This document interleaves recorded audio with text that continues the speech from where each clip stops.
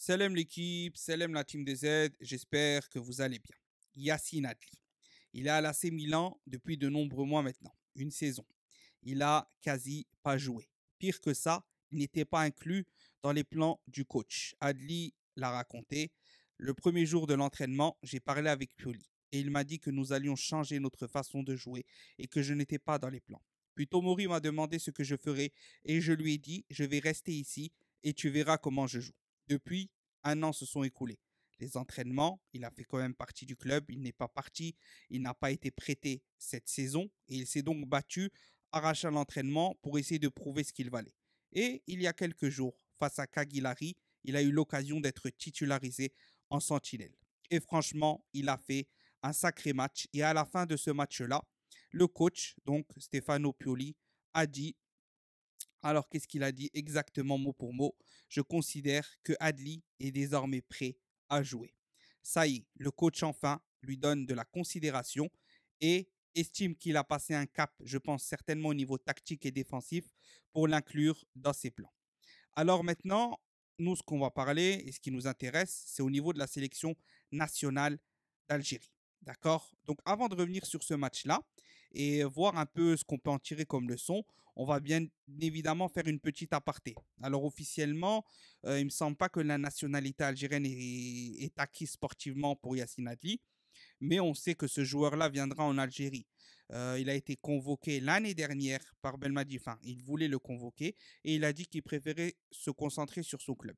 Bon, on va passer tout ceci, tout cela, etc. On va pas parler changement sportif, changement de nationalité, ceci, cela, d'accord? Parce qu'il viendra, d'accord? Tous les joueurs vont venir, avec tout ce qui s'est passé, etc.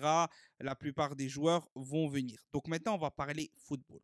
Après ce match-là face à Cagliari, que je vous invite à aller voir si vous ne l'avez pas vu, d'accord, où il a fait, je crois, 68 passes avec un taux de 97% de passes réussies, beaucoup de passes entre les lignes, beaucoup de passes vers l'avant, une passe clé, du jeu très très vertical, vraiment bon techniquement. Il a eu pas mal, même des loges assez surprenantes, je pense un peu poussées, mais quand même surprenantes. Par exemple, on va voir une déclaration suite à son match face à Cagliari où alors, c'était qui encore Où Paulo Sousa a dit pour moi, Yassine Adli est le nouveau Zidane de par ses qualités techniques. Alors, bon, ne nous affolons pas, ne rentrons pas trop dans l'excès, d'accord.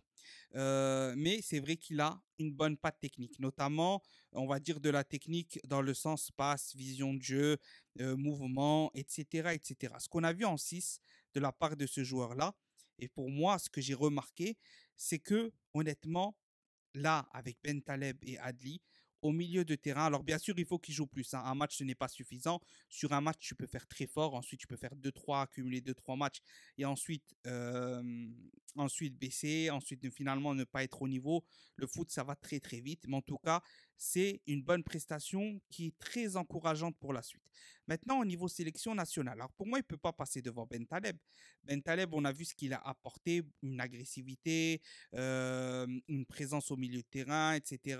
Beaucoup de récupération de ballon, etc. Je pense qu'en sentinelle, pour cette canne en tout cas, on a notre titulaire qui sera Nabil Bentaleb. Et c'est très bien comme ça. D'accord. Mais on voit qu'il nous manque cette deuxième sentinelle qui est capable, dans un autre registre, d'apporter quelque chose à cette sélection. Et on le tient peut-être. On le tient peut-être. Alors, Zerouki, Zorgan, etc., on ne va pas en reparler parce que c'est des joueurs qui ont des qualités en club qui sont bons. D'accord. Mais en sélection, ce n'est pas le niveau pour être titulaire. D'accord. Alors, Adli, je ne dis pas qu'il a le niveau pour être titulaire. En tout cas, il a pour son âge, un potentiel et des qualités qui peuvent faire de lui un titulaire en puissance d'ici 2 ans. D'accord. Donc, il est très intéressant et je pense qu'il faut d'abord le laisser encore un peu jouer. Soit on peut le convoquer directement, soit on peut le laisser encore jouer, mais en tout cas, il est très intéressant pardon, pour la sélection algérienne. D'accord.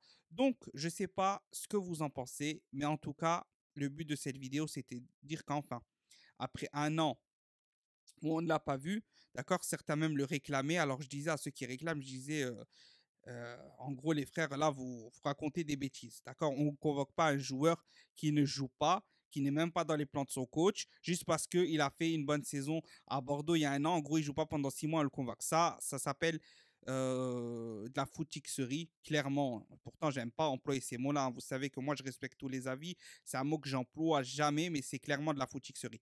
Par contre, là, il vient de faire une bonne prestation. D'accord? Il y a des joueurs qui jouent moins, comme Zerouki, qui joue très peu avec son club, comme Boudaoui qui ne joue pas, etc. Donc, s'il est appelé, ce n'est pas du tout bizarre, contradictoire, etc. Donc, le coach de l'AC Milan considère qu'il est prêt. Et moi, en voyant son match-là, je considère qu'il est prêt. Parce que ce n'est pas parce que tu ne joues pas pendant un an que tu ne fais pas d'entraînement, que tu ne progresses pas physiquement, tactiquement, défensivement, au niveau de plein de choses où tu as des lacunes, des faiblesses.